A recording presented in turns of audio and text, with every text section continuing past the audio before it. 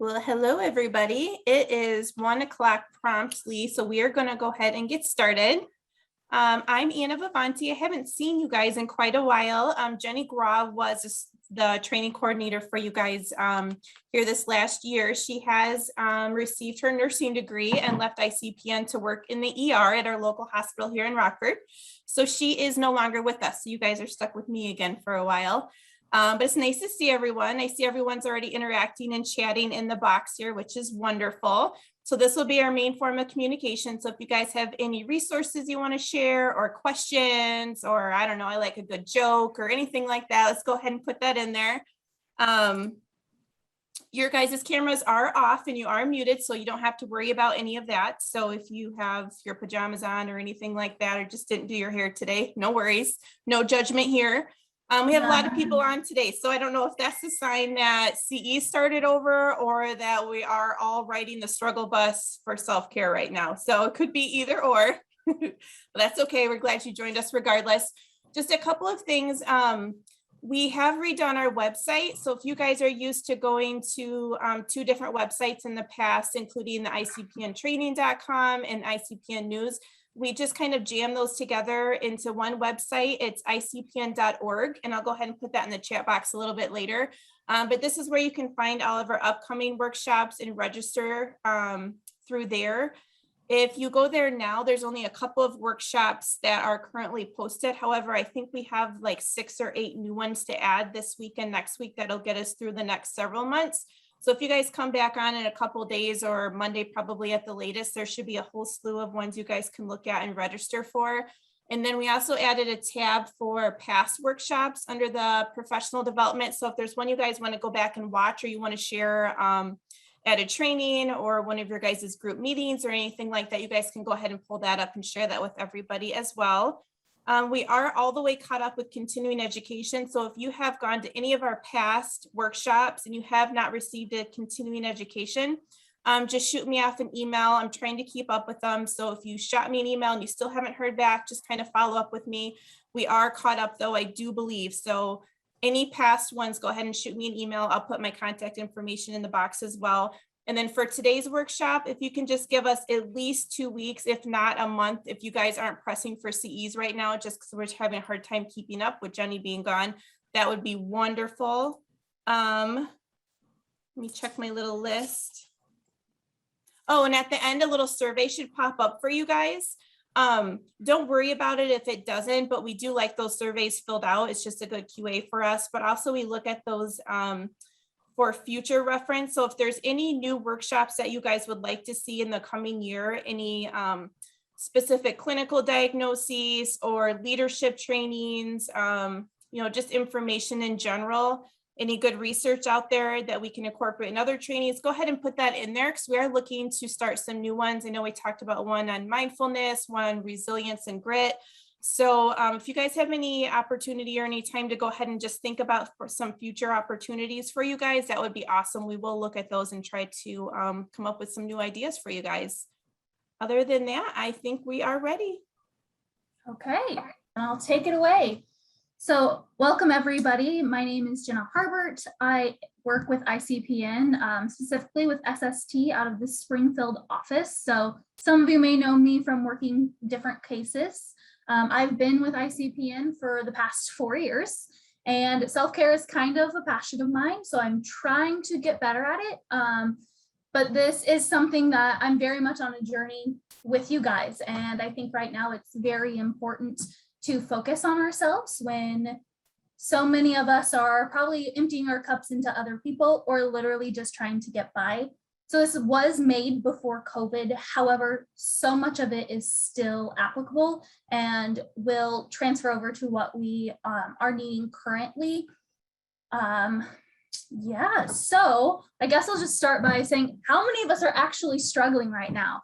Is it very hard to get through the day? Are you noticing that maybe your self-care in the past that worked for you isn't working currently and you've really had to change your game? Because before today's training, I really thought, hey, I'm going to feel pretty fraudulent giving this training because maybe my self-care hasn't been where I've wanted it to be. But then as I really examined, my self-care has just really had to change over the last almost 2 years. My self-care has changed completely. And it's really difficult to even manage your self-care or know where to start.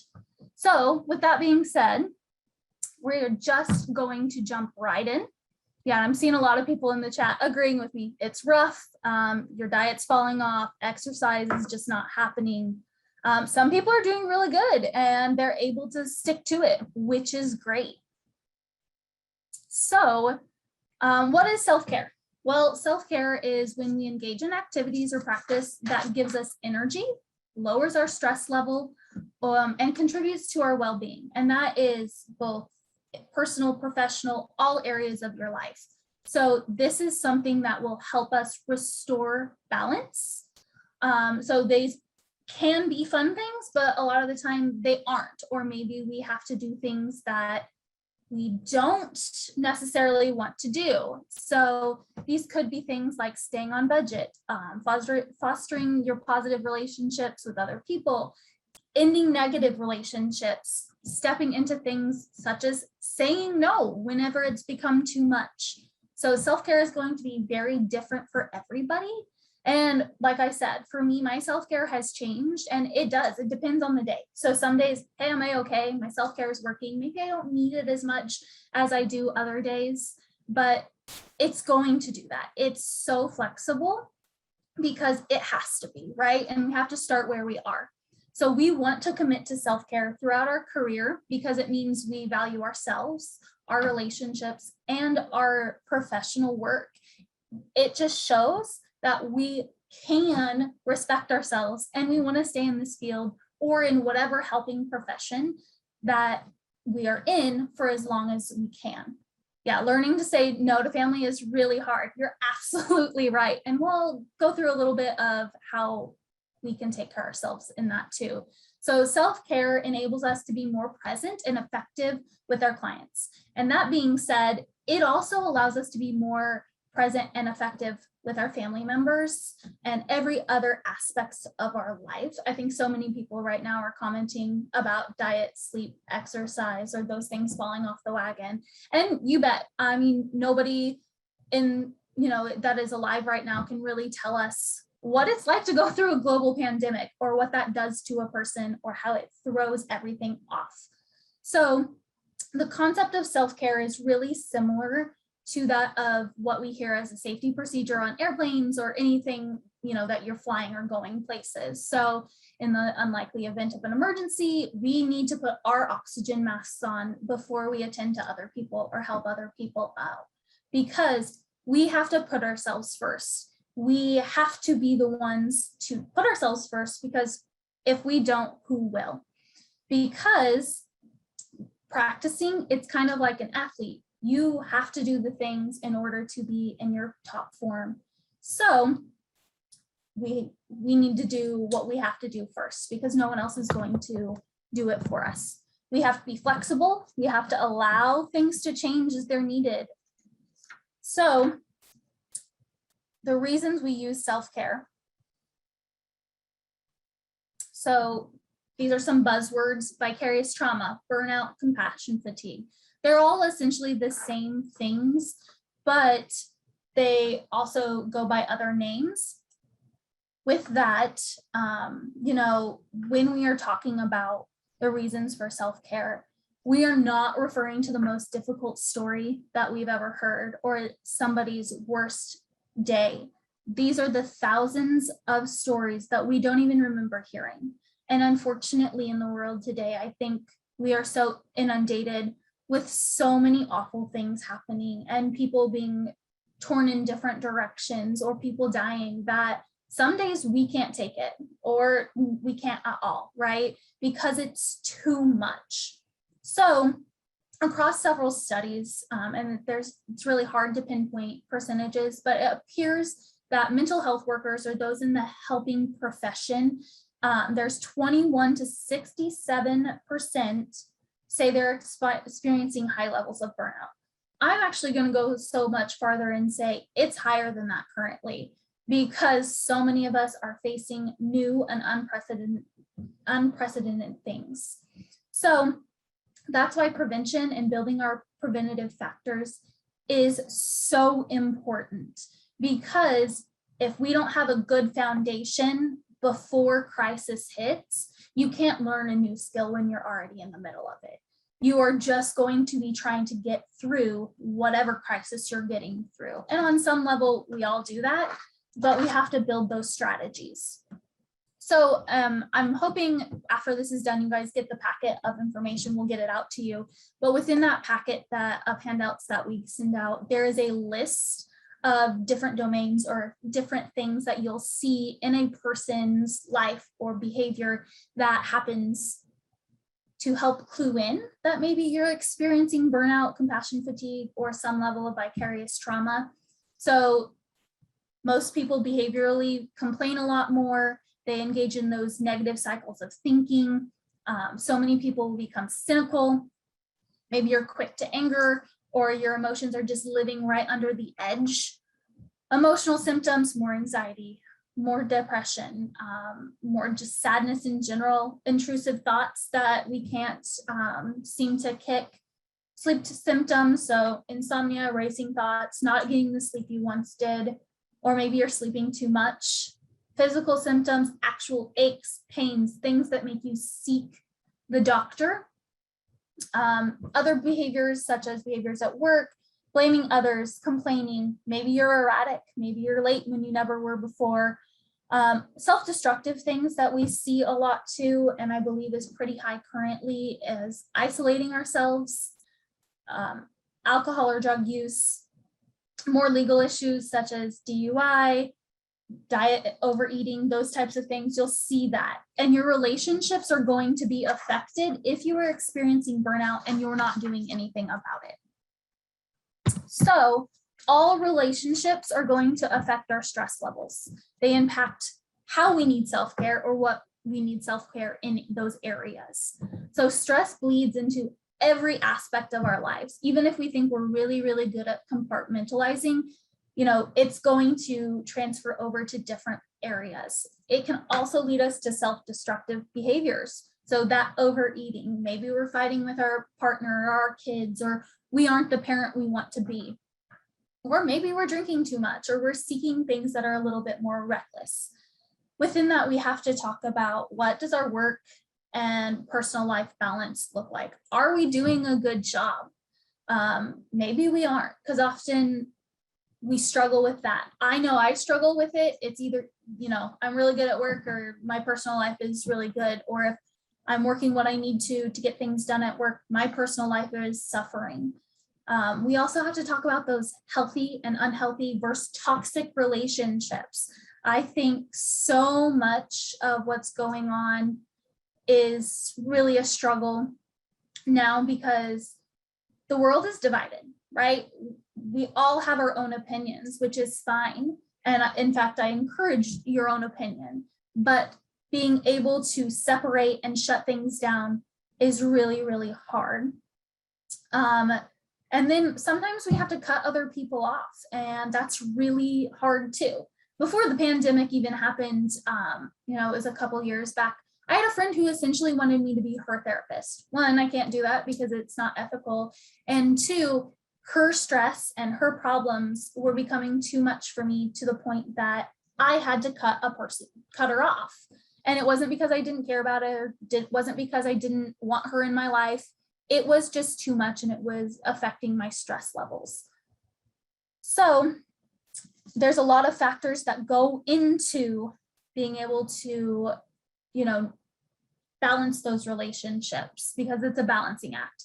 Working from home, I know it was really hard, because I often say leave work at work.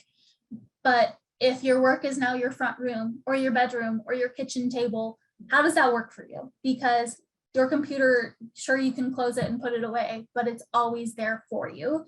And you never know, hey, I could just check it. Or you have cell phones and people are calling every minute of the night. So we just have to be really cognizant of those things.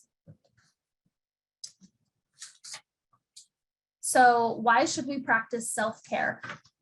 So it's because we are important, you are important, So, you know, we have to put ourselves first because nobody else is going to. We may have a few of those selfless people that try to, but in order to put other people first, we forget ourselves often. So we have to do the work. So with that, you know, self-care is what helps us bounce back day to day in professional or personal areas. And these are things in different domains. So sometimes it's cognitively, sometimes it's physically, sometimes it's emotionally. It is going to be up to you to know what aspects you really actually have to hit on. Like I said, self-care is flexible. So we don't want to engage in self-care just to be okay to help other people, because that means you're continually emptying your cup, right?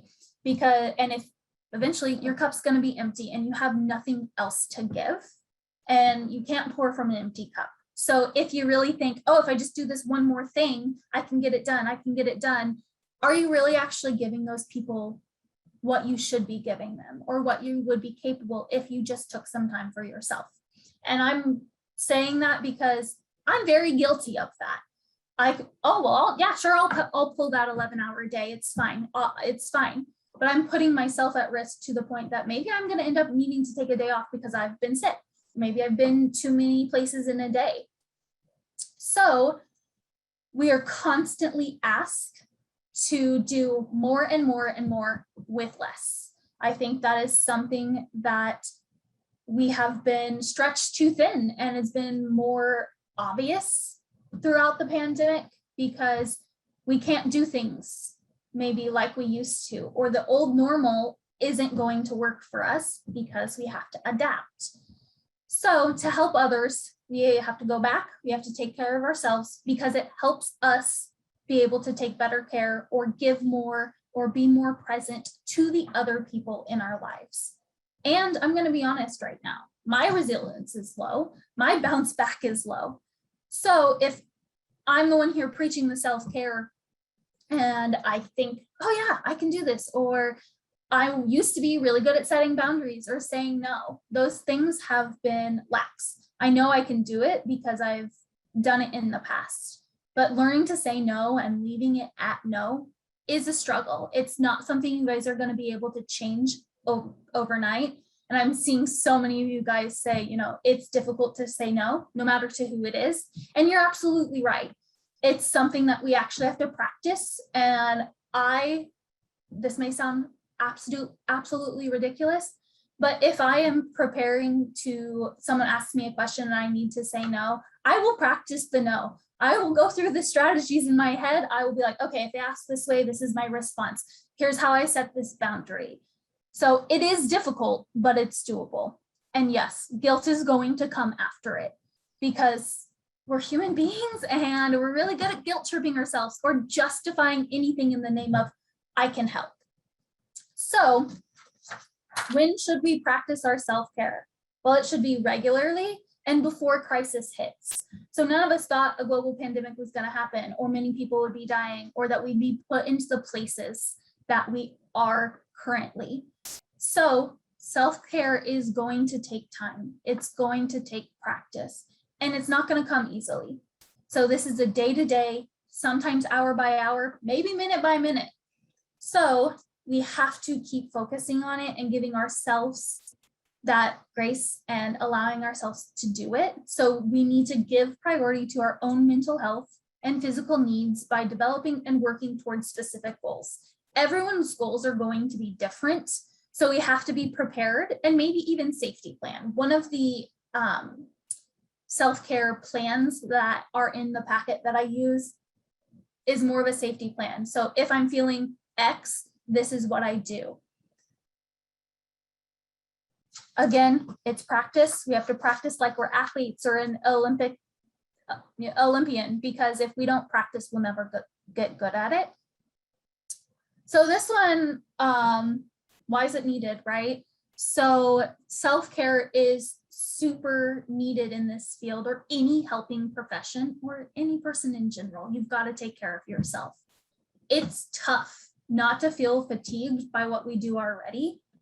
And then add in what we've been going through for the last amount of time. We all have emotional baggage. We're all going through a lot. We all have things that we can't check at the door sometimes. And if that's the case, we're picking up other people's baggage through vicarious trauma. Or if you're a therapist, you hear things constantly, all day, every day, that breaks your heart, right? And it's so hard not to pick their bag up and shoulder it with them. And if you have the resiliency or that bandwidth to do that, great, because some of us do and some of us might, but knowing ourselves is where we have to be. So how do we recognize that we actually need it? We should all maintain awareness of those stressors and participate in therapy or consults or seek out the treatment that we need. If we preach it, then we should be doing it too. So consider occasional self-assessments to gauge those levels of burnout. There's a lot out there in the packet. There's a few for burnout, vicarious trauma, or secondary trauma. And I would say do those and keep it regular. I try to do them every 3 months. Sometimes I increase it just so I take account of how am I doing? Am I taking too much on of something else? So we also need to create coping strategies or the plans. So sometimes if you have a wonderful boss or someone you can go to, you can talk to them about assessing what you're going through, maybe adjusting your caseload or the needs that you have, or at least just going to them to vent. So many of us right now are such in problem solver mode, I'm guilty, that immediately when someone talks to us, it's like, you should be doing this, let's do this, let's do this. When all we really need is probably some validation. We want to continue or start setting some healthy boundaries for ourselves and our clients. If there's a certain amount of time you have to give someone, let them know that. Set the boundary. Okay, I get a call in the middle of the day. I know I have 20 minutes, or I know I need to get this plan done. Before the phone call goes any further, I say, I have 20 minutes. Will that be enough? Can we talk? Can we follow up? We can also try to vary our professional activities, and that's really to prevent that isolation and burnout. However, that is not something that's easily done. So hopefully you have a good relationship with your coworkers around you where you can shoulder, or maybe someone's really good at something and they can do more of that and you can take something else on. Being able to be flexible and collaborative is really, really helpful. Also, I didn't even address the zebra who is losing his stripes, right? So I think it's stress. This is where we have to be cognizant of those, why we need self-care, or if we are already falling into that. And I joke all the time that I'm always the zebra, right? So about, I don't know, 2 years ago, maybe 3 at this point, I was not good at dealing with my own stress. And often my body, instead of me being like, hey, I'm stressed, I need to take a break, my body shuts down, right? It tells me, we're going to sit down, or we're going to take a break, or we'll make you. I had this awful bubbly, I don't even know, kind of rash on my hands that literally I went to the doctor to see what was wrong with me. I had no issues whatsoever. It was stress. And the minute I passed my LCSW and then, reduced some stress, shifted things around, I was fine, right? It went away within like 24 hours, but it had been present for a couple of weeks. So many people's bodies are trying to clue you into something's wrong. And if we don't pay attention, your body is going to make you pay attention and you will actually have to seek treatment. So that's why it's so important to treat mental health or stress levels, those things, as a condition. I'm not saying that you should be embarrassed or that there's not shame or stigma that goes around mental health issues, but we need to treat it like we would any other illness.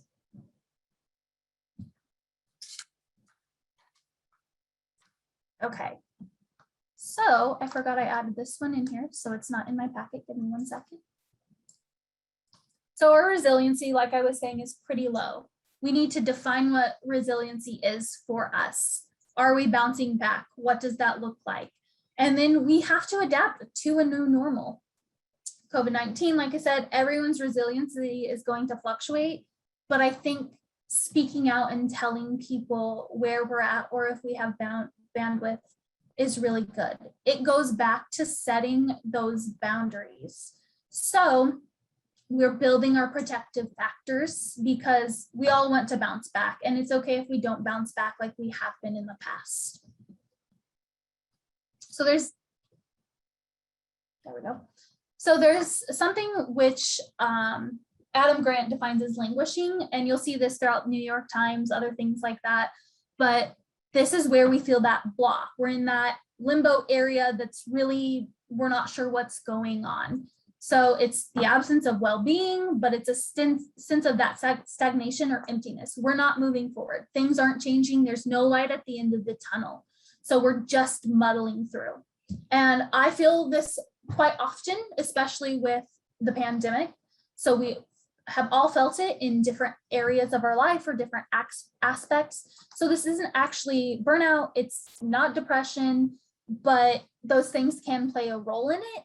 It's just where we languish and there's not much we can do about it. And this is how it becomes that slow burn and we get to a point where there's really no return. There we go. So there are different types of self-care. So we have positive coping versus our negative coping. So many people do things that are negative coping skills and call it self-care. They will go to an extreme in hopes or saying, hey, this is what actually helps, but it's actually tamping down the things that we probably need to process. So the positive things are those things that help us stay on track, make us healthy or healthier, taking steps to our goals. Negative, the example I always use is alcohol, because one drink here and there within socializing or on your own and at easy levels. I see someone saying eating candy. You bet I'm guilty of this. So me eating candy or drinking alcohol to an excess and saying, oh, it helps me.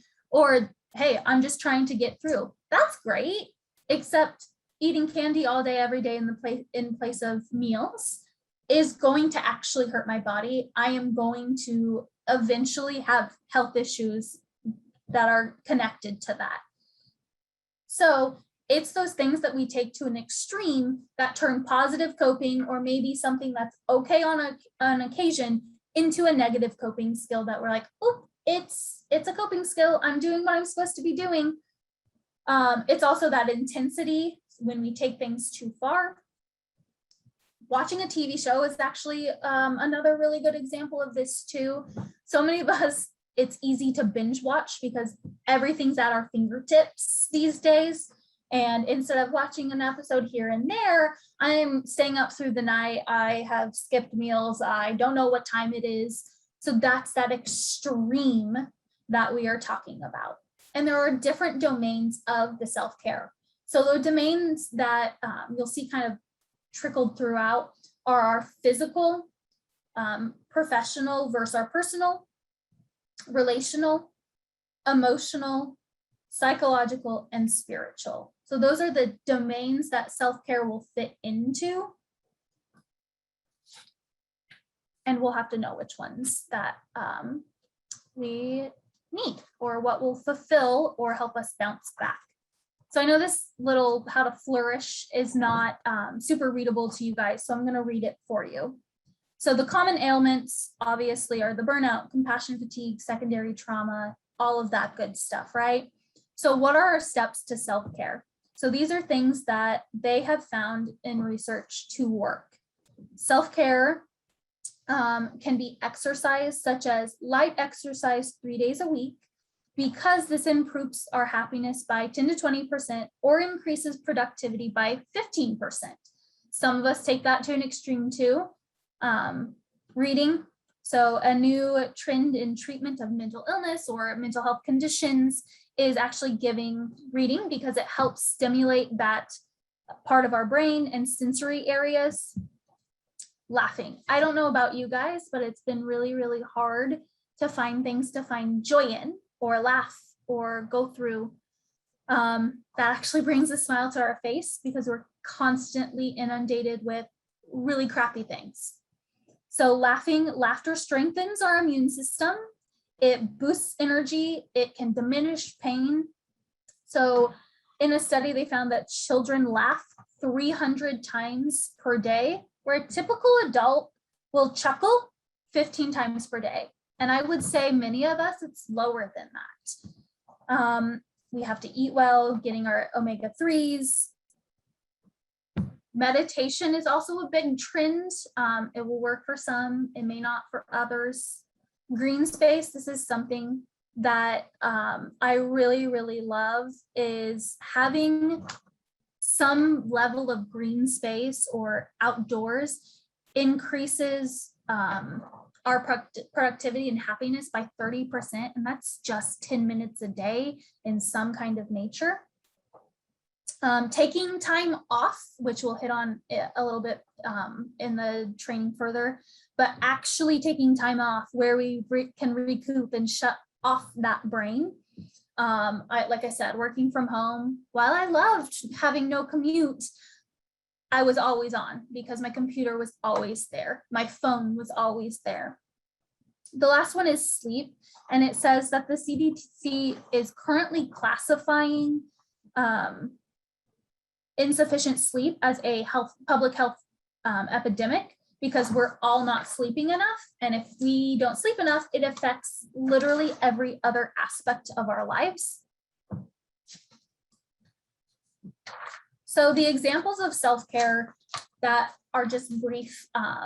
So we have to integrate self-care throughout our daily routine and make it kind of commonplace, because I know if I don't schedule some level of self-care every day, even if it's just a small amount, I'm not doing it because I will find some excuse, some justification to why it's okay, I don't need it, or I don't have time, right?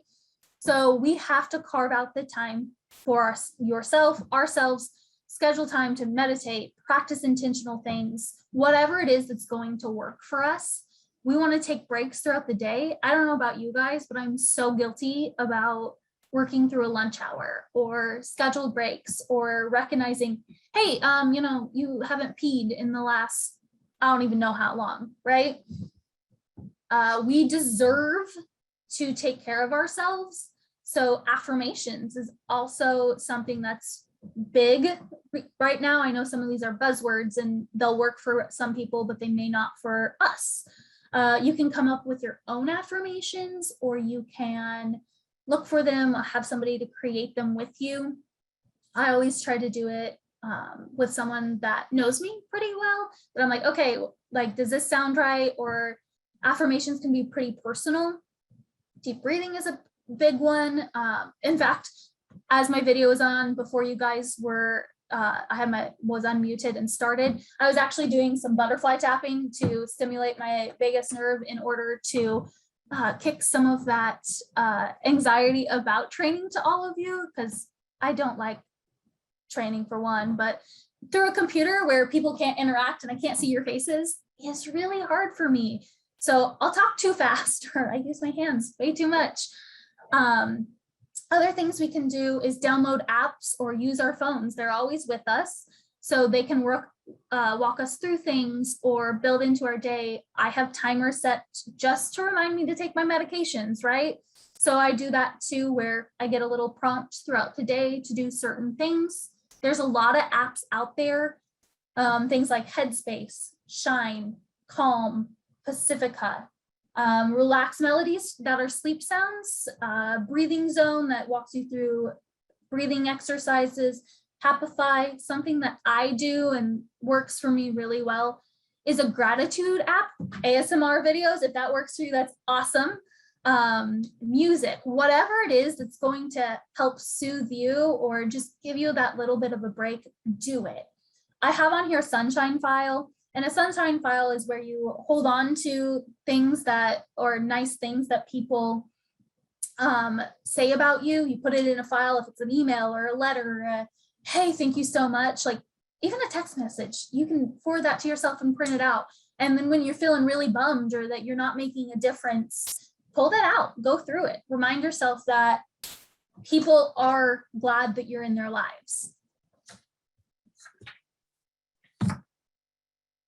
So these are some of the domains. They're titled a little differently, but it just goes through some things that fall under each domain that we can try to build into our day and see what works for us.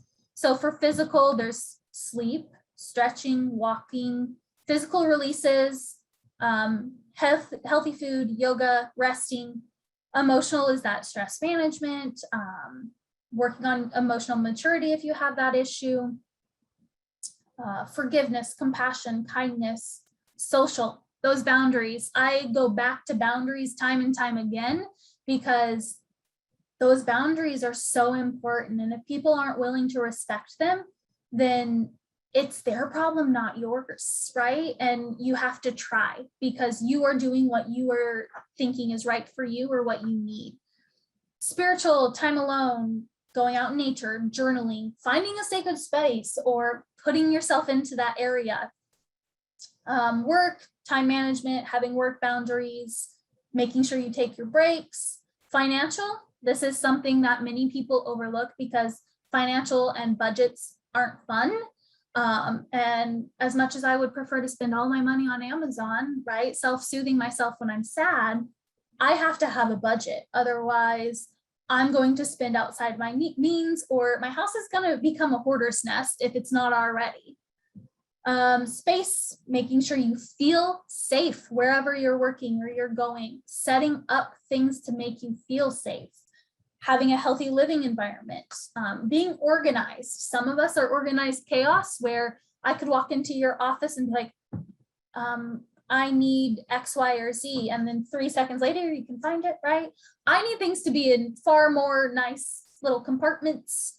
And then personal, just doing your hobbies. And something that I always like to mention is, when was the last time you guys did something just for yourselves that was fun, that you didn't schedule or wasn't connected to a kid or a spouse or an animal that, oh, I'm just doing it for X, Y, or Z. So there's other strategies for self-care in the packet. I'm not going to go through them because it's a pretty lengthy list, but you guys will get that. And it's just some examples that if you're having a hard time figuring out what you want to try, or your old one isn't working for you, that's in there. Yeah. So I'm trying to figure out who said that. Katie says it's hard to practice self-care within a broader culture / society that rewards overworking, not taking time off, constantly being productive, and achievement. We need to normalize that your self-worth is not tied to your productivity. And in fact, I have a slide about that. So we are this battery. So practicing self-care means that we will regularly feel calmer, centered, and more capable, but we actually have to practice. We will feel happier and more able to handle everyday stress because we have resiliency. We built up protective factors. So we're this battery over here. You know, we wouldn't let that happen to our phone. And if you do, man, you stress me out. But you know, we are drained by so many other things than ourselves. We have everybody coming at us from every which way. And if I gave a piece of myself to everybody that wanted a piece of me, I'd have nothing left. So don't let it happen to you either. Self-care is a priority, not a luxury. And so many of us think it's a luxury. Our bosses, our management, they may think it's a luxury too. So how many of us are brought down by the other people around us, right? Our atmosphere and environment is so important. So encouragement from other people and positivity in your atmosphere actually will foster a better environment for everyone. So I've worked places that I was A-okay till I pulled into that parking spot, right? And then it's like, oh gosh, I'm gone. That piece of me, I'm grumpy, I'm complaining, because everybody else around me was the same way.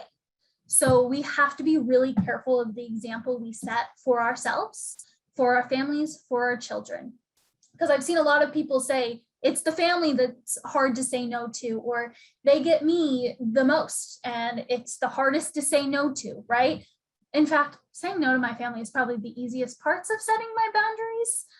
It's pretty hilarious that I can do that and not always transfer it elsewhere. But this is why we need self-care, right? We have to build up our battery. We have to keep it in the green. There's a lot of barriers to that. So 95% of people said that they're interested in leading a healthy lifestyle, including more than half that said they're very interested. So we're all really interested in self-care. We want to take care of ourselves, but can we? Are we? So 42% said they're very interested in exercising regularly, and 49% said they're interested. So a lot of these things, we're interested, we want to do it, but there's a lack of motivation. Maybe we don't have money to go to the gym or do things. There's other ways, but maybe it doesn't work for people. Maybe we don't have time. That's like one of my biggest excuses is I don't have time. When should I find the time? Or maybe it's just low importance. So I have tried to change my wording to myself from I don't have time for that to it's not a priority. If that sits well with you, hey, great. But me saying my health isn't a priority to me, or my dog isn't a priority to me because I don't have time to do that, I don't like how that sits. In fact, I feel really shamed. And no one's shaming me but myself. So changing my wording has helped me a lot. And then I can usually find time or shift things or set a boundary that needs set. All I know is since we're this battery, we're the ones responsible for refilling it, right? We're the ones responsible. No one else is going to do it for us. So no matter how we do it, we've got to charge up. So we are the helpers, right? Everyone turns to us for that help, for the fixing. So what happens when we can't help ourselves or we're the ones struggling? Why are we that kettle? Why are we the ones constantly neglecting our self-care?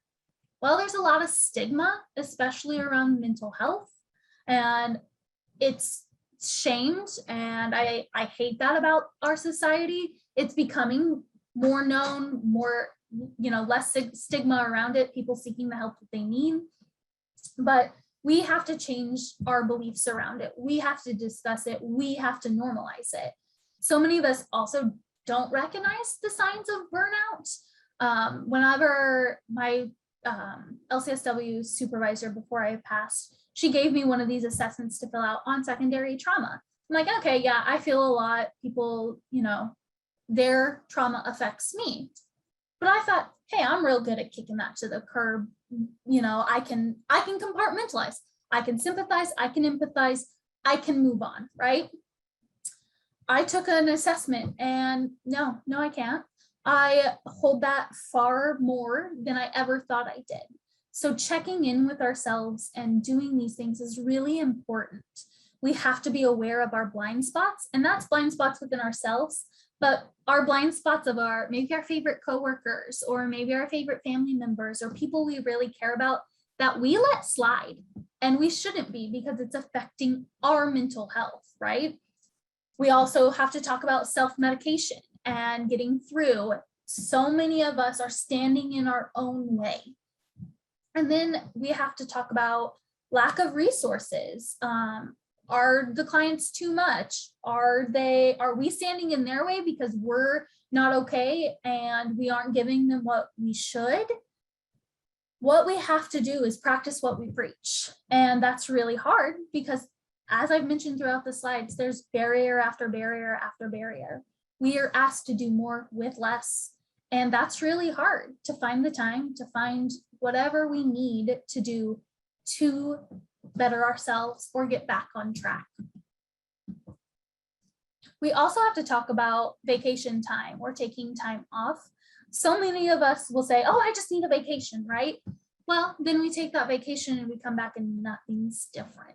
So the time off is great, but did you put the work in during that? And are you going to continue to put the work in to where it doesn't keep happening, where every other week you need a vacation, right? So we have to give ourselves permission to notice our warnings of burnout, know our blind spots, and continue to work on that, and even to talk about it.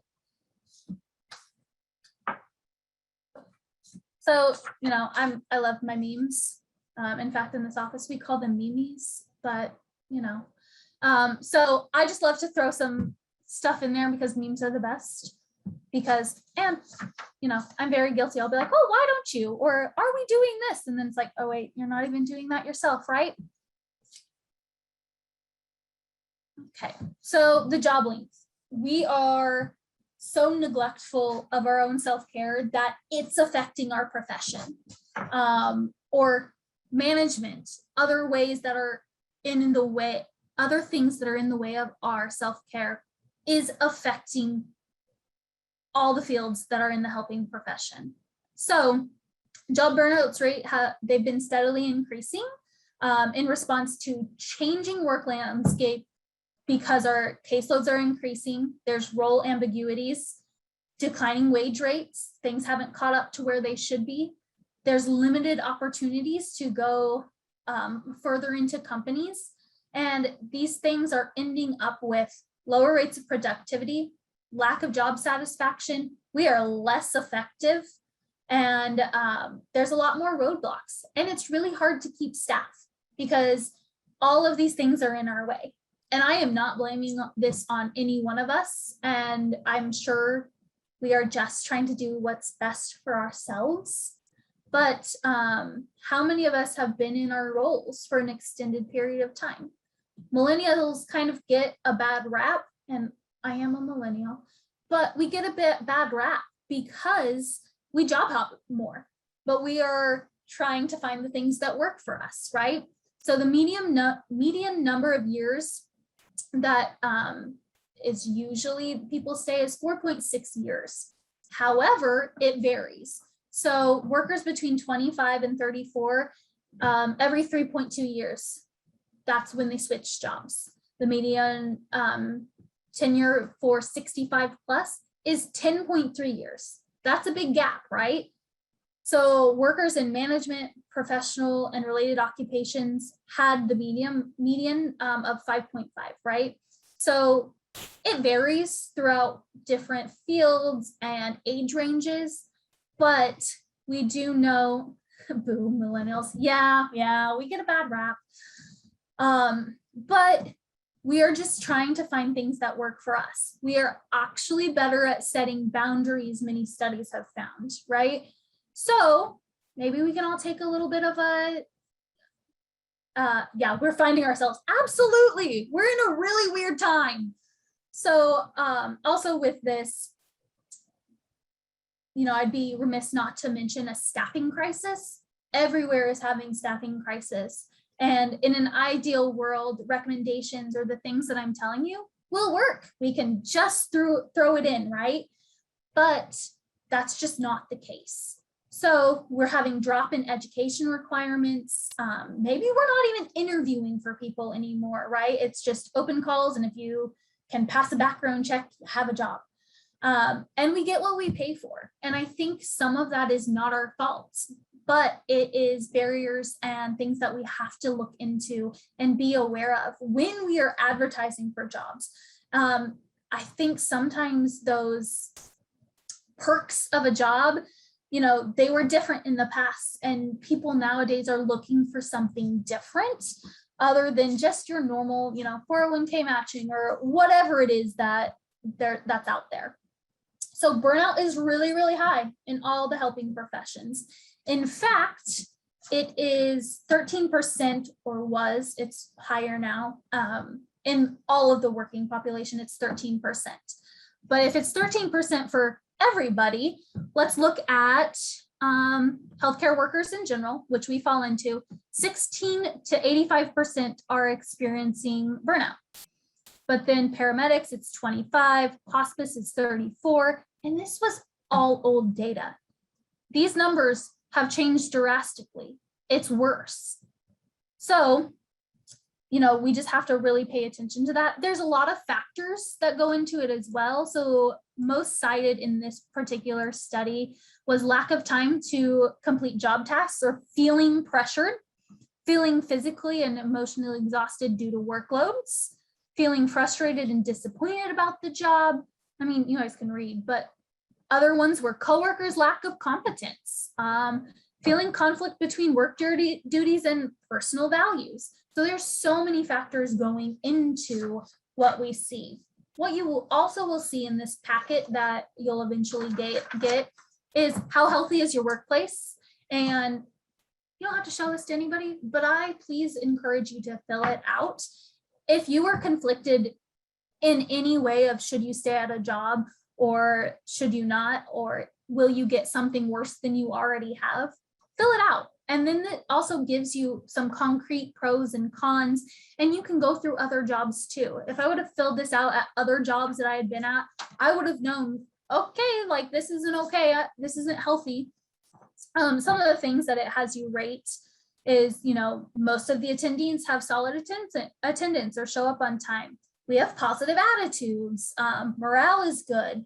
This is going to change, but just be cognizant of that. We also have to talk about paid leave. How many of us actually have time that we get as a perk? How many of us actually get to use that time, right? So other countries, not the US, they actually tell you you have to use a certain amount of time. Some countries have ones that are scheduled at a certain time and like everyone takes the whole month off, right? In the US, if you have less than a high school degree, only about 39% have some kind of time. And that is, I mean, any kind of comp time. If you have a high school diploma, we're looking at 64%. Some college, usually about 72-ish% have time to take. Bachelor's, you have 79%.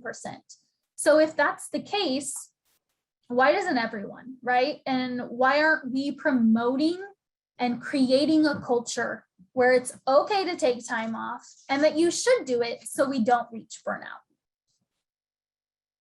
All right, so America, we're all workaholics, honestly, because the average American, how many hours do you think they work within a week? I'll give you time to type me some in the chat. 60, 52, 50, 56. Yep, you're all around, right around there. So this study showed it was 44 hours. It is more now, especially with staffing prices. So 44 hours or 8.8 hours in a day. Let's factor in if you have commute times, if you have kids and you have to get home, it's really hard, right? In one of the other countries that is one of the healthier or in the top, it will say they work about 36 hours in a week or 7.2 per day. So there is about an hour and a half difference daily, which does add up. Let's see. So again, 13% of working populations suffer from burnout. What do you think the percentage is just in helping professions? If the whole one is 13%, helping professions, especially now, it's gonna be higher. So again, we can't pinpoint this because helping professions totally encompass so many people, but it is anywhere from 30 to 54%. And that was before. So with that too, we've got to set those boundaries. We have to learn to say no, which isn't easy. It's not, but you can practice it. And if you have a therapist or somebody, they can practice with you. You can talk to yourself in the mirror. You can practice saying no. And I mean, just saying no, not no because X, Y, and Z, or I'm swamped. Set that boundary. If someone asks you to do something and you don't have time, set a boundary. I'm so sorry, I can't actually take that on, and leave it at that. Or I would love to take that on. Here's what I'm able to do. Can we talk about my caseload? Can we talk about the other things? Which one is not a priority to do currently if that is a new priority? It all just boils down to we have to find those outlets to take care of ourselves. Yeah, longer if you're working from home. You're absolutely right, guys. So overall, burnout in the helping profession is just so much more, and we have to be aware of that and take the necessary steps to reduce that. Again, it is all about you doing it. No one's going to do it for you. So back to workaholism. So consider this. If there's 168 hours in a week, let's subtract 8 hours of sleep per night, right? So that's if you get 8 hours. We're now at 112 hours. Now let's take a 40-hour work week. We're at 72. This leaves us 72 hours a week for specific things like our own care. And that's not including commutes to work. That's not including taking our kids places, caring for ourselves. We have to add in caring for family members, running errands, doing any kinds of activity of daily living, right? So that's 72 hours for everything else outside of sleep and work. It's not a lot. So I'm not saying we're not up against, a lot. Yeah, pets too. You got to take care of lots of things. But it's something we can get better at. So health and wellness by country. So where do we think, well, actually it's on here. So the US ranks 35 out of the index of healthy countries. I have the top 5. Can anybody guess what the healthiest countries are? Go ahead and type me in the chat. Sweden, okay. Australia, Switzerland, Norway, Japan, Canada, Finland, Spain. Okay, I'm seeing a lot. China, Japan. So Spain is the healthiest country. Whenever I made this, they were the healthiest. It may have changed a little, but Spain, we have Italy, we have Iceland, Japan, and Switzerland. So you guys got a lot of them. So what are they doing differently that we aren't, right? What does their work week look like? Spain's is less than ours. They have certain things set in place. They've already kind of built the boundary into what a workday looks like. So why are we failing as a nation? Why are we failing to put other things before work? In fact, what's the first thing that most people learn about you?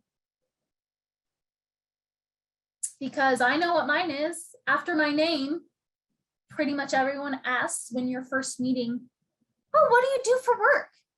Right? We identify by what we do for a living and the profession we're in, instead of I'm a sister, I'm a pet parent, I'm so much more than just a social worker, right? So I have tried to ask myself that whenever I meet new people. I try to ask something other than, oh, what do you do for work? If I'm meeting them outside of a work function, right? So the stigma. There's so much stigma around self-care, mental health, all of that, because self-care often feels really selfish, but it's not, right? Self-care is a priority, not a luxury. Self-care isn't selfish. And a lot of the time, this stigma is actually us putting guilt upon ourselves, not anybody else. However, that does happen, and people get jealous of us when we are able to put ourselves first, when we are able to put those boundaries in place. So that self-stigma also tells us a lot that maybe we should just stop focusing on ourselves. Maybe you shouldn't be so selfish. Why would you do that, right? Why can't you do more? And we have some passive aggressive comments throughout a lot of people that I don't think is meant to be like that. But if it's our resiliency is low, can we hear what they've said in the way that they meant it? Probably not. So we deserve to feel better. But if we have guilt and shame around that, or even admitting that we're not okay, we're never going to actually do what we need to do. So we have to create the culture. We have to start somewhere.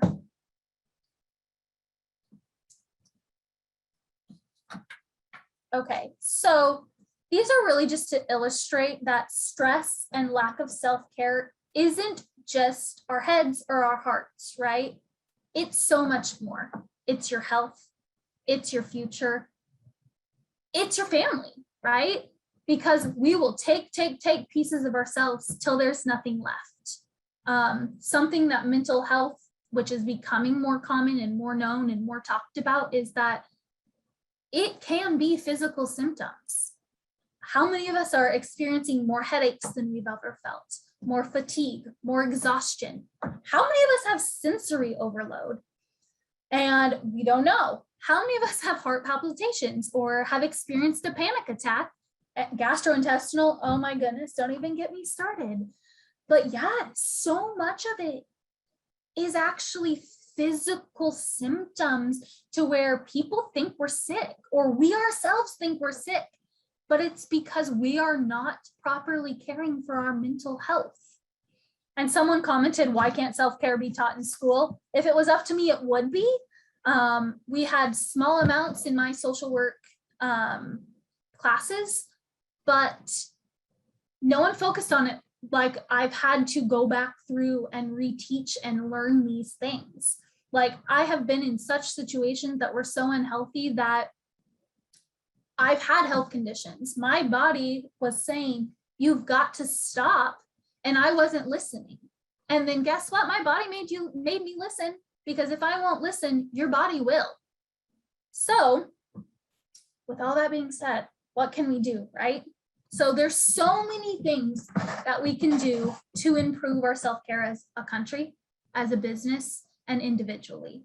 There's activities that we need to build into our daily routines and have long-term goals, even short-term goals. We need to keep on top of assessments and pulling ourselves if we aren't in tune with ourselves, or we don't know we're taking so much on, then we've got to take the assessments to do it for us, right? And you can compare. What do you do when your company keeps pushing you to do more? Yeah, I would probably talk to my supervisor, and I would talk to them about boundaries.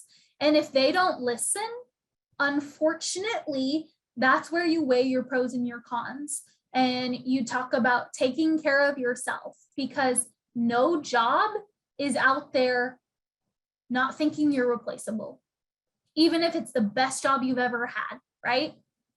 On some level, you're just another person that they have to have there to keep the wheels turning. There's also things in the handout that you can start a starter kit with. It's that self-care plans. So again, these are our regularly scheduled activities that help us bounce back. We can keep a sunshine file. We can try to leave work at work if you're not working from home, right? I often will pick a spot on my drive or set a timer for a certain amount of time. And when that timer or that spot hits, I leave everything right there, right? Wherever it is, I metaphorically throw it out the window. On my drive back in, I can pick it back up, but I'm not going to take it home with me. Easier said than done, I know. That has taken me a lot of practice. So with this, I actually have tried to develop a self-care plan for myself. But before we go into the plans, what they look like, how do you build one? Are there any specific questions that I haven't hit on for you guys? I'm gonna pull up the chat.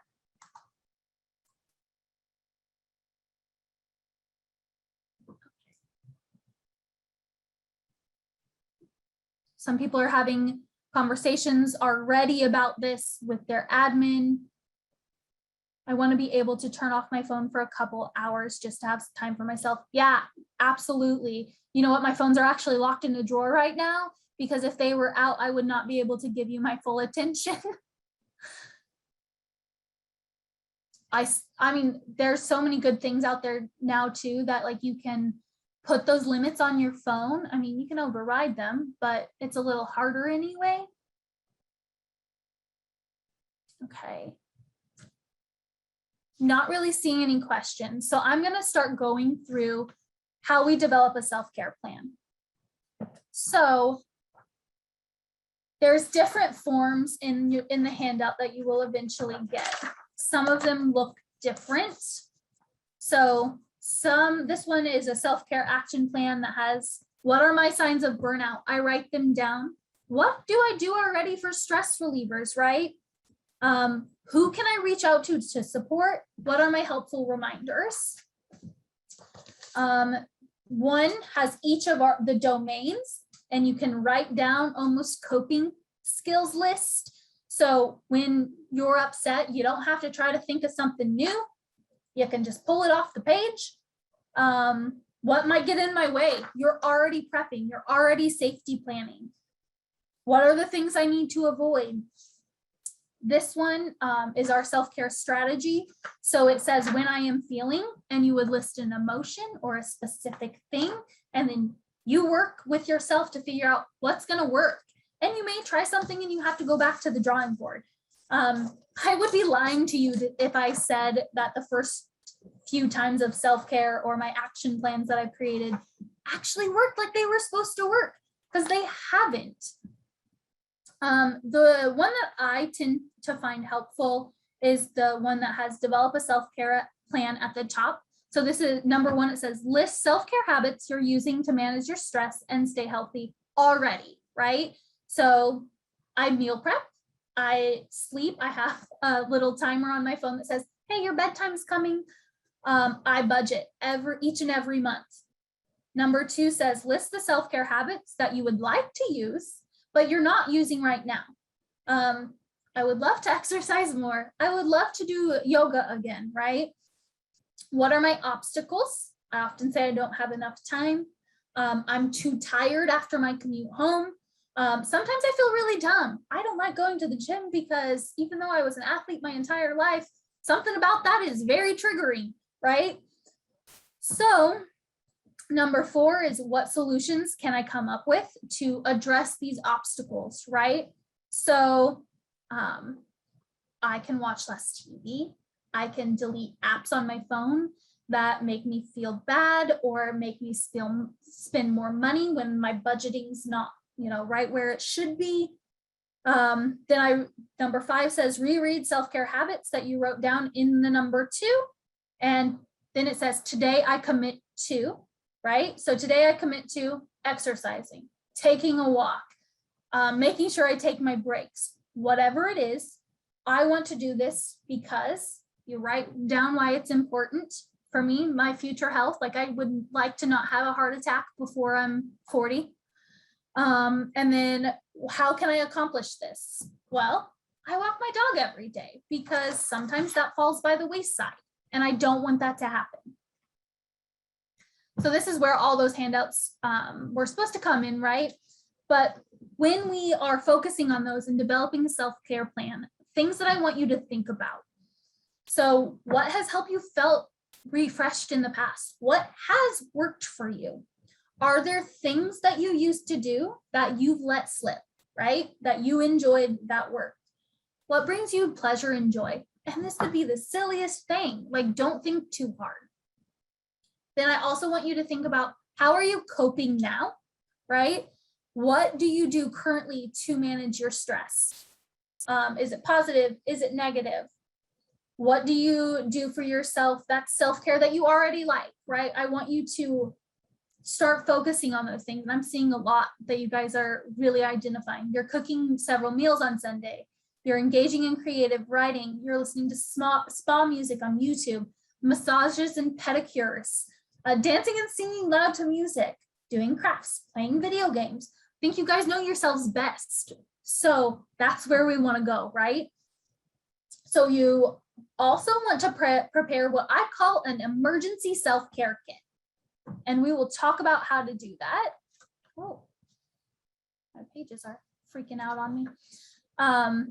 So what an emergency self-care kit looks like is that sunshine file or things that you can have on hand.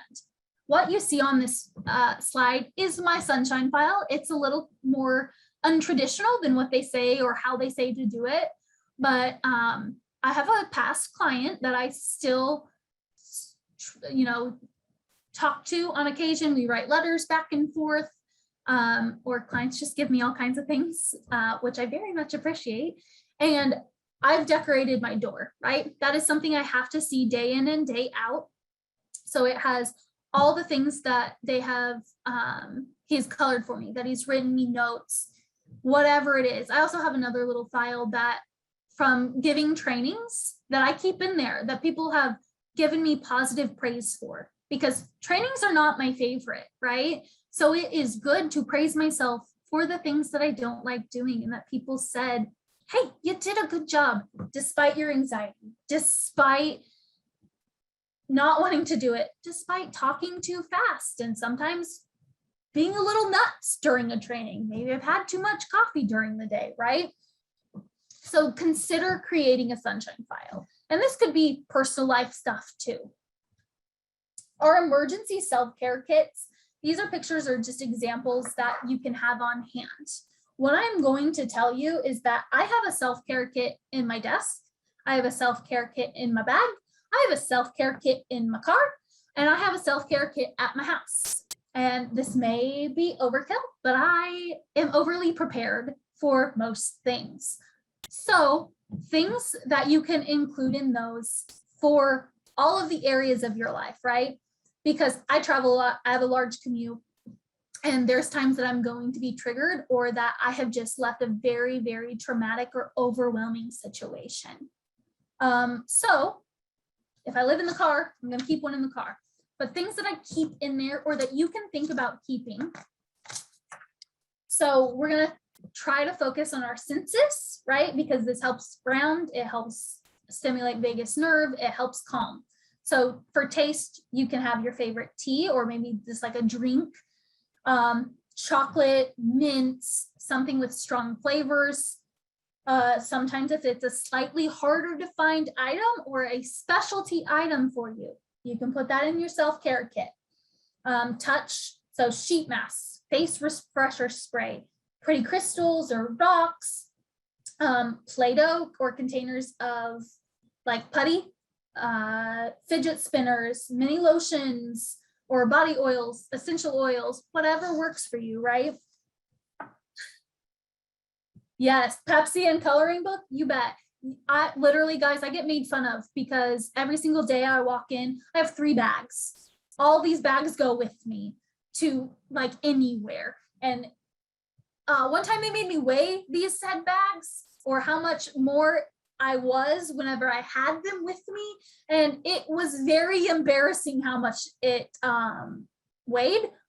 But that being said, I am never not prepared and I don't have a meltdown without something that helps calm down. Other things, so smell, mini candles. I see a lot of books in the comment, which is wonderful. Essential oils, like I said, things that we can see. I saw someone say their dog, and that is wonderful. If you can smuggle your dog to work, please let me know how, because I want to. Photos of your pets, photos of your friends and family, a list of compliments about yourself, inspirational music I'm hearing and seeing, smells are great as well, lists of songs or playlists. In fact, I had a coworker who we used to ride in the car a lot together before she got promoted, and she made me CDs for like every mood. So if I walk out of a particularly rough meeting, then you better believe I am getting my F word CD out, and that's what I'm listening to, right? Because I gotta get it out. Sometimes you can have a little note card with your mantra in it. So just think about what may be the most helpful for you. Also, someone is allowed to bring their dog to the office, and that makes me really happy for you and really jealous. There's a paint by numbers app on your phone. That's awesome. So sometimes I say to stay away from your phone just because we get distracted and we don't actually do our self-care. If you want to use your apps or those things, please do. That is great. In fact, I'm guilty of this too. I use my phone for a lot of things. But just be cognizant of what you're doing when you're doing it. And if you have physical items, that's even better. My office has an embarrassing amount of fidgets, which is why everybody likes my office. But I have all of those things as well. Again, with the mimes, you know how I am. So therapist, what do we do when we feel sad? We hug a dog. Therapist, yes, we hug a dog. The other one is really just protecting your energy, right? So it's okay to cancel on commitments. In fact, I get a rush whenever I get to bail. Like, that is the most amazing thing to me. It's okay to not answer a call. It's okay to change your mind. It's okay to want to be alone. These are all things that we have to learn to set boundaries around based on ourselves. So how do we not only do our self-care journey, but support others in the workplace? So let's invite everybody around us and in our offices to do the same. We want to create a strong workplace because the workplace is only as strong as your weakest link, right? If we have a black cloud looming over us or somebody who's always, that it's no fun, right? Like, you are going to be brought down. Certain things you could do, right? So peer support groups, ones that maybe don't even include management, or maybe they do, to talk about certain issues you're having and that's all you discuss, right? Maybe there's a lunch supervision. Can anyone think of other ideas that maybe you do in your workplace that really is helpful? We do potlucks sometimes, which food days are very motivating for me as well as the rest of our office. We love our food days. Peer kudos, yes, I love that. So other things that we do here is mental health days, because I treat my mental health just like I would treat a cold or a sickness, right?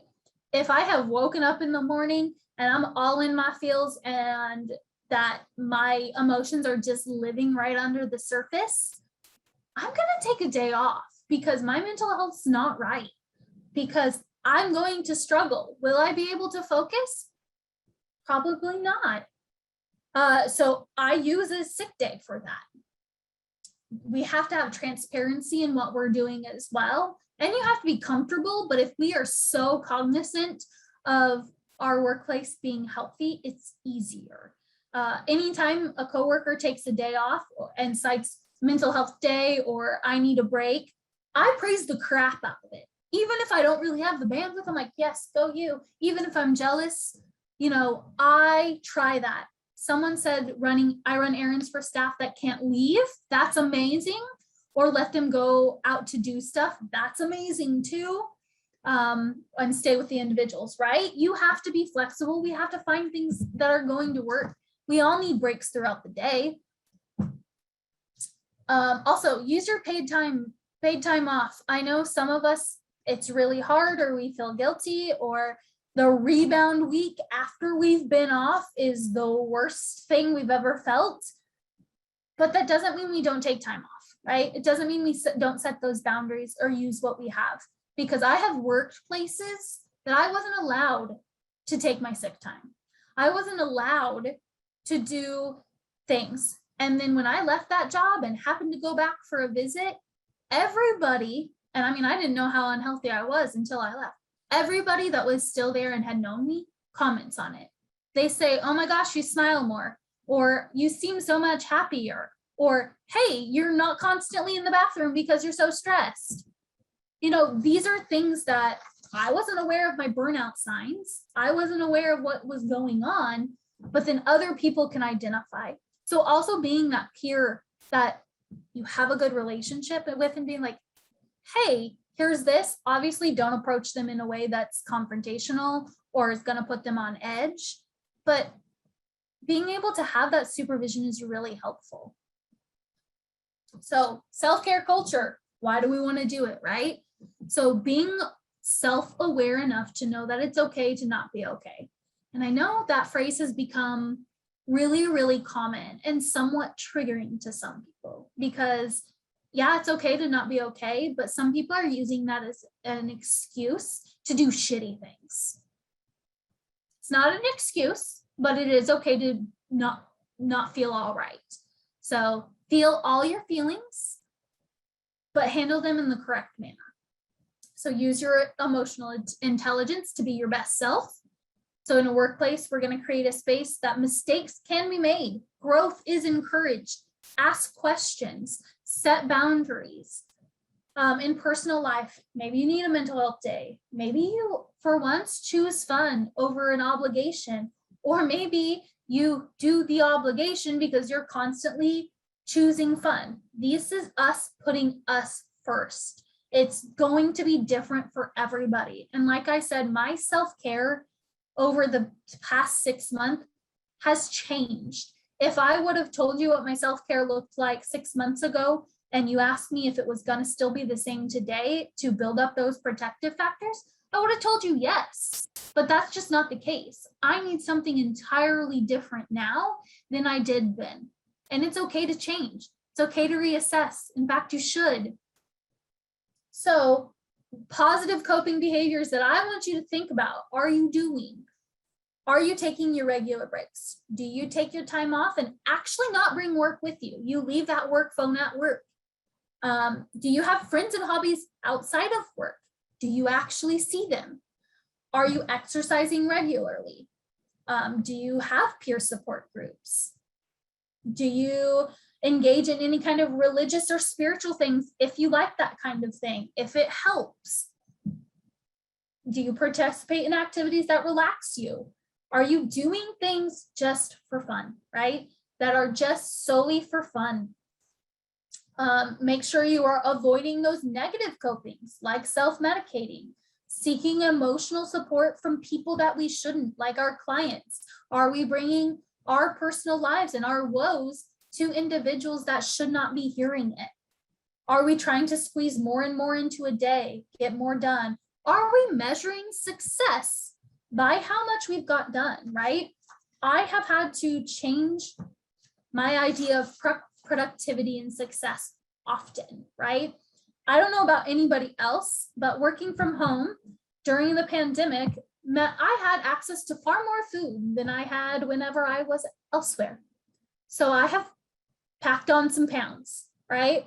And whenever I had to reassess and I changed my self-care journey, things didn't go as quickly as they once did, or I didn't feel as good as I was able to in a faster manner, or what my body was used to, right? My body is different now. My health is different now. I am older than I was whenever things were easier. That doesn't mean I stopped, but I had to learn to measure success by, do you feel better? Are you stronger? Do you feel healthier? Is your mind clearer? Think about other ways you can measure your success and try to check those instincts of, this is a failure because I'm not meeting what everyone else deems is the successful thing. So self-care is creating a life you don't need to routinely escape from.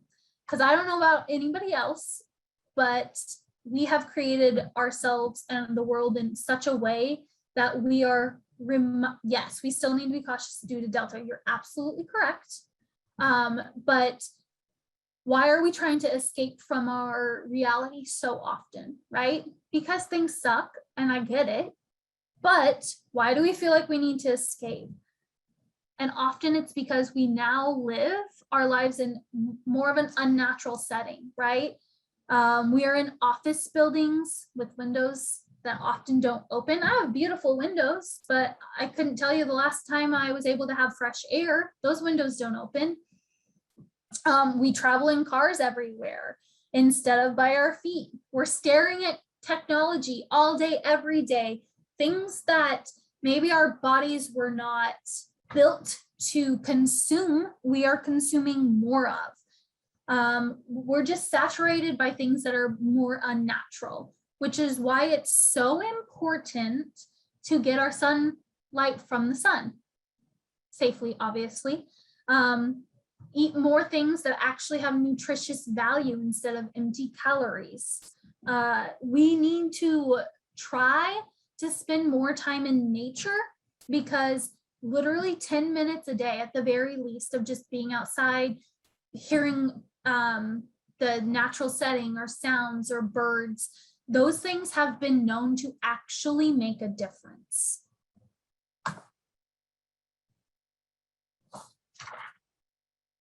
So regardless of where we are in our training, in our professional development, in our lives, our age, now is the time to start focusing. If you're not, we need to. And that is because we have to start somewhere, and we have to start taking care of ourselves. This journey is long. In fact, a self-care journey will be until the day you die. We're human. Things change. We need resilience. We do have to bounce back. So start somewhere, even if it's small, even if it's hard, stick with it. But be flexible with yourself. Give grace where it's needed. We are only going to be as healthy as we are willing to work. Again, think of the I don't have time versus it's not a priority, because I don't want you and I to become another statistic. I don't want you to burn out. I don't want you to have to leave a field that you're probably really, really good at, right? Because so many people in this field were made for this profession.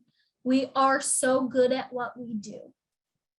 But if you burn out, if you experience compassion fatigue or vicarious trauma and you don't handle it, we will become that statistic that doesn't stay in the field. We will be contributing to the turnover. And some people need to leave the field, and that's okay.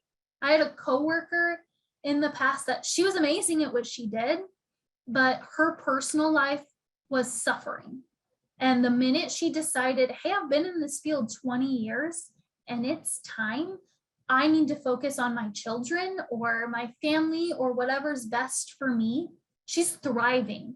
She's the best I've seen her in a long time, because she recognized it's just not right for her anymore. And she went to a job where she wasn't taking on everyone's fatigue, their trauma, and it worked for her. So don't be scared to leave something you've always known. And I'm not saying exit the helping profession, I'm not, but also we need to be very cognizant of those things, because if we're not aware of it, then no one else is going to be either. And again, COVID has made this 3-4 times worse. We're all in it together, even though it doesn't feel like it, and we're so divided. So be safe, do the things that you have to do, and please take care of yourselves. That is my training. I have time, I think we have about 30 minutes. So we have about 30 minutes for questions, problem solving. I'm here to make whatever work. So someone asked, what do I do? So I am a licensed clinical social worker. I'm also a behavior therapist, but I am specifically a behavior clinician. So I work with people who have disabilities, all ages, and that have that extreme behavioral issues or medical. I do pretty much anything you can think of. I wear a lot of different hats. I've worked a lot of different jobs over internships and whatnot. So yeah. I believe I can work with Anna and we'll get a copy of the PowerPoint and handouts emailed to everyone. I didn't prepare as well as I should have this time to get those out to you guys before the training.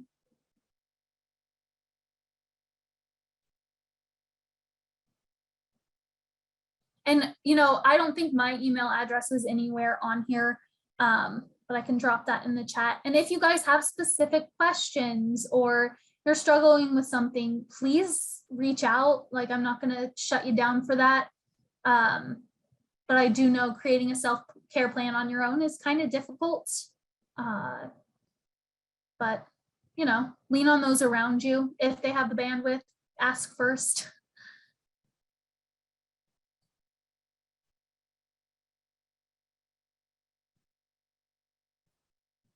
My inspiration for entering this field, I tripped, stumbled, fell, somehow ended up here, and then now I don't really know. Like, honestly, this was the only, I think this is the only thing I ever could have been doing. My dad had cancer whenever I was younger, and I just always thought, hey, I want to be that person that is in that person's corner, like people were for me. I think we all stumbled into this field, a large percentage of us. Yeah, it was definitely a trip, stumble, fall. Oh, here I am. Right. Mine was, oh, I got a bachelor's in psychology. What do I do now? Yeah, I think I knew, I would say I knew at 16 I was going to be a social worker. Sure. And everybody and their brother tried to talk me out of it. Mm-hmm. But I think you also don't get into a field to be a social worker or a clinician like this unless you kind of have your own mental health struggles of your own. I was seeking and trying to find answers for myself. And then I'm like, hey, these are my people. Exactly. I think too, we're just all, I mean, I know it's overused, but I feel like everyone in this field is just problem solvers and helping people and caregivers just at heart. I mean, we're here for a reason, as burnt out as we get, this is just what we do. And we just keep trucking along. Exactly. Oh, thank you. I was on my way to an accounting test. I wonder how you ended up here and turned by accident into the social work class. That's a cool story. That is a cool story. I was in this field because I couldn't do math. I had to come back I got straight A's except for math, and I had to come back and do community college math classes to pass algebra and trig and statistics and all of that. Yes. And now I do data analysis. I don't know what happens to life and where it points you, but it just does. Anybody in my family will tell you, they're like, she says she got into this because she doesn't like math, and now she's working with behaviors. And I'm like, I still can't do math. You need to come to my house. I was helping my 6th grader with math last night, and I'm like, it was one of those, you roll a dice 12 times. What's the probability it'll be? And I'm like, what? Who cares? Yeah. 16 years of the proofreader, and this is your second career. Wow, Amy, that's awesome. Yep, everybody will get a copy. So when I send out your continuing education, that will come to the email address that you guys registered under, and then I'll also just attach this as well, so you'll get both of them at the same time. And you know what, guys, I think normally I talk about some books that I read that really helped me on my self-care journey, or apps and things that really helped me. And I do a gratitude app. It's literally called the Gratitude app. I do that every day, twice a day. My favorite book that really talks about completing stress cycles, and that, if you see me in person, you'll see me randomly like making hand movements or just like dancing around and shaking things out, because that's what helps deal with trauma and completing those stress cycles. That book is called Burnout, Burnout, Burnout. I think I must have taken it home, otherwise I'd show you the cover. Let's see. There's a few other books that I read. I'm trying to think of them right now. The Happiness Trap is another really good one. Yep, that's an easy read too. I'm not a big reader. I have a really hard time focusing on reading, and that's one that I could actually get through. And it was very concise and to the point, and had some practical things in there. So exactly. I love that. I see. Jen Cicero, You Are a Badass, and then anything by Rachel Hollis. Yep. I listen to a lot of podcasts too, but that is more because I have to keep my brain busy. Otherwise, things spiral. I have a couple of journals and positive books for stress and empowerment. Yes, I'm gonna say the F word. Sorry if this offends anyone, but the Zen as Fuck series is amazing. The Calm app is also great. The Happiness Trap was the book that was an easy read. It's yellow and it has like a smiley face on the front. Big Leap, okay. Yeah, and everything's going to be so personal. I like to throw out those examples because everybody's self-care journey, everybody's self-care plans are going to look different. What works for me is not going to work for you. or it might, who knows? But please just be open to trying new things. The power of moments is another one. Wine helps. You know, wine does help, but don't let that cross into that negative coping category like so many of us can. Bubble baths, yes. Bubble baths is a large one for me. How did you do self-care and studying for the LCSW class? Whew, you know what? That was a tough one. Studying for my LCSW was like 2 years of pure torture. But it was just taking breaks and really knowing myself and my studying technique, because I had not studied in God knows how long, and it was such a struggle. But again, I made a self-care plan. I stuck to it. I really had to enact those boundaries around that. And I pulled other people in to be my accountability buddies so that I couldn't justify, hey, no, it's okay, I don't need to study.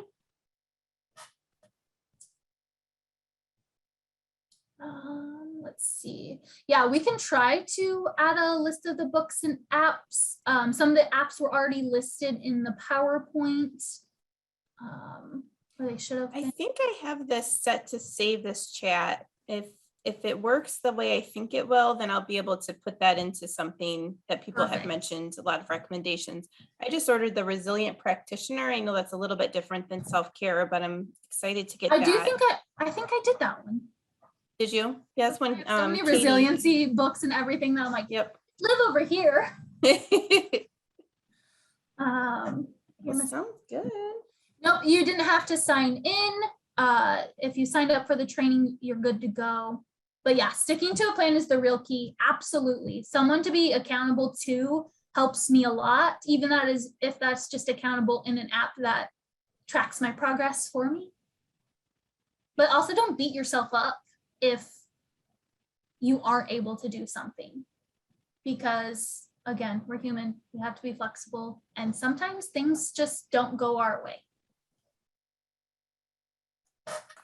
Okay, well, let me make sure there's no other comments. Yes, CEUs they'll be emailed to you when they're caught up.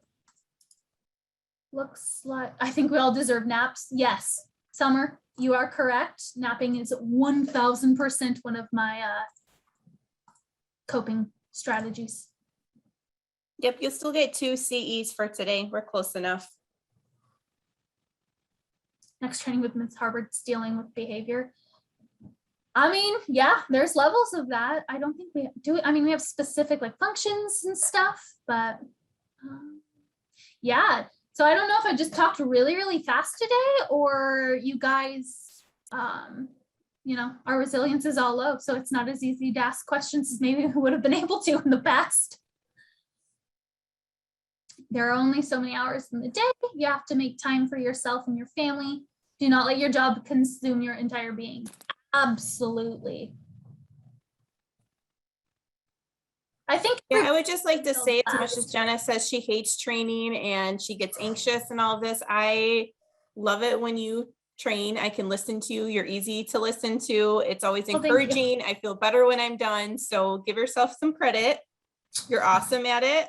Yeah, if you would have told me I did any kind of public speaking, like even I don't know, I've been at this job 4 years. So 4 years ago, I would have laughed in your face.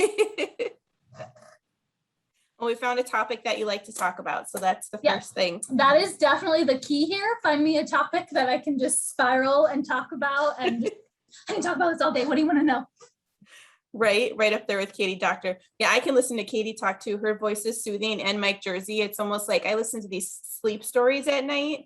And so they have different people's voices. And it's like, I feel like Katie and Mike could just have their voice on there and soothe me to sleep every night. Oh yeah. Let's have them record some sleep for us. Right. For me, just because I have to talk to Katie so much. I don't know. Maybe I'll I don't want that. That's awesome. Okay, guys. Well, thank you so much. And we will get your stuff out to you as soon as we can. All right. Thanks, everyone. Bye, guys.